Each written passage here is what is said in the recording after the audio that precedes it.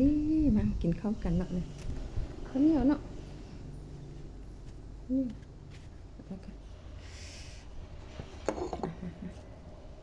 เจียวปูแปงเจียวปู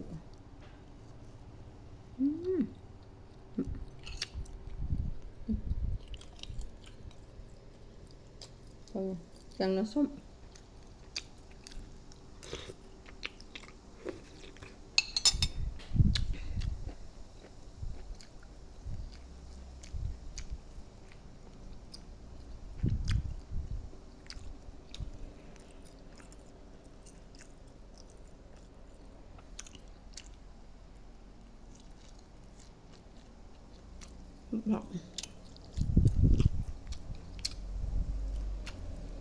ผักมากมันผักปันกล่องผักขาดเลยแซ่บแต่ไม่งามเลย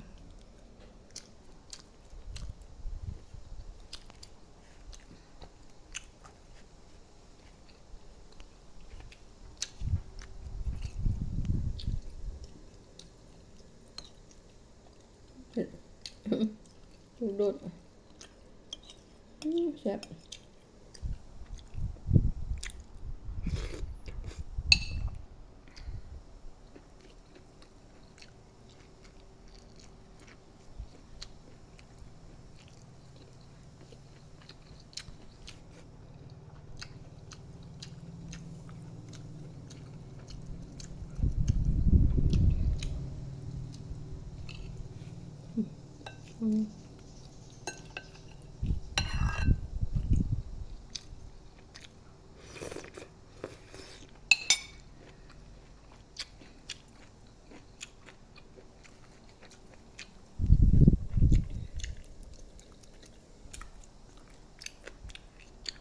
ส้มปลา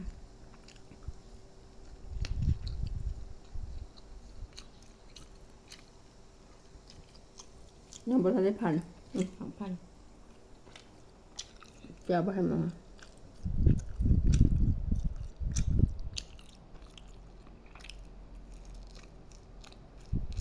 ว้าว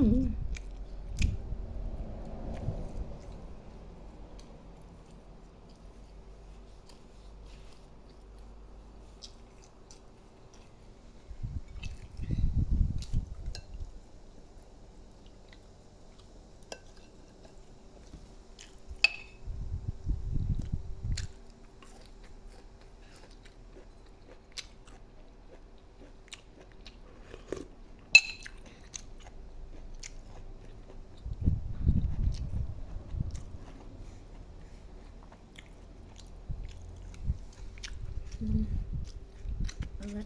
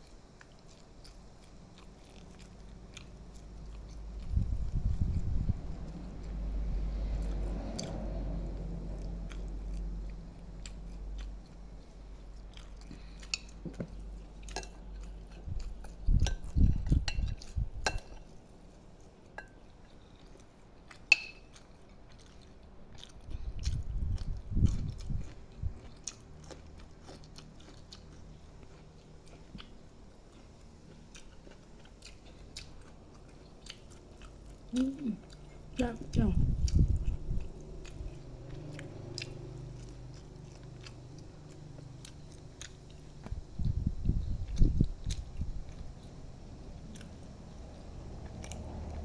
ครับจะลุกมากินเด้อ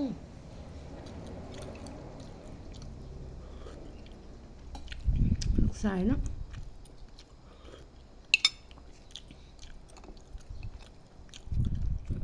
ซุปผักเดเดียวเดนเดนะจ้าครับจ้า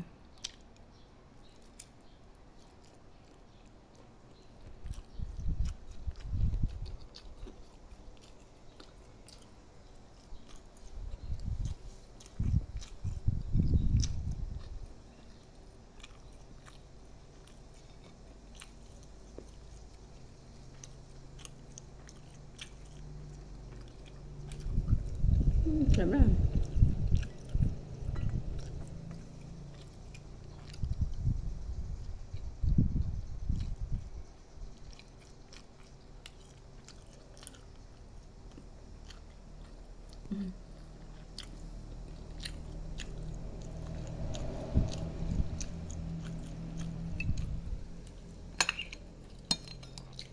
เขาก็อ่อนดีเนาะเขาก็อ่อนก็ล้านๆเดียวกับน้องอาเนาะอยู่ทางเมืองเฟืองมันเอามาให้กินนี่เขาเจ้าแดงเขาเหนียวแดงเจ้าพันล้านเด้อเนาะ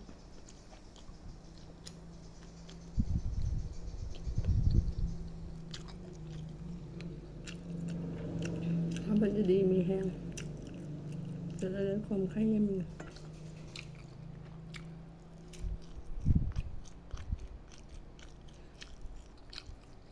มันผักเน่าเลยอ่ะ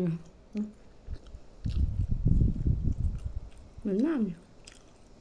แซ่บมันจุบระบบบอกโมเมนต์จังเลย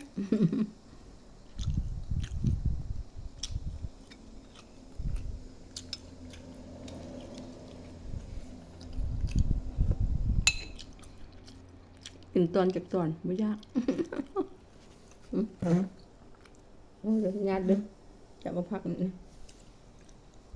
ตัวนี้ปลูกเองเลยเนี่ยตัวเบื้องนี้ตายเบื้องนั้นอย่างอยู่บนแปะเสาไฟฟ้าญาติเด้อ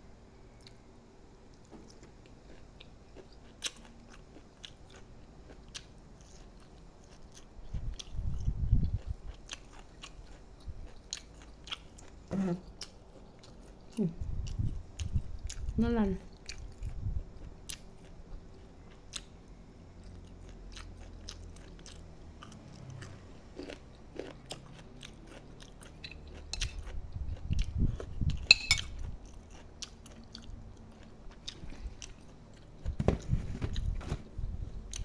อิ่มเดี๋ยวบ่อิ่มเดี๋ยวก็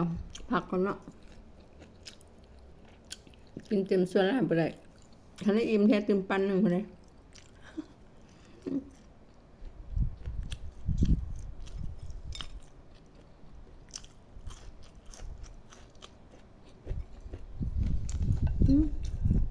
ก็อย่างสักชิ้นหมูก็ในกระดานเนี่ย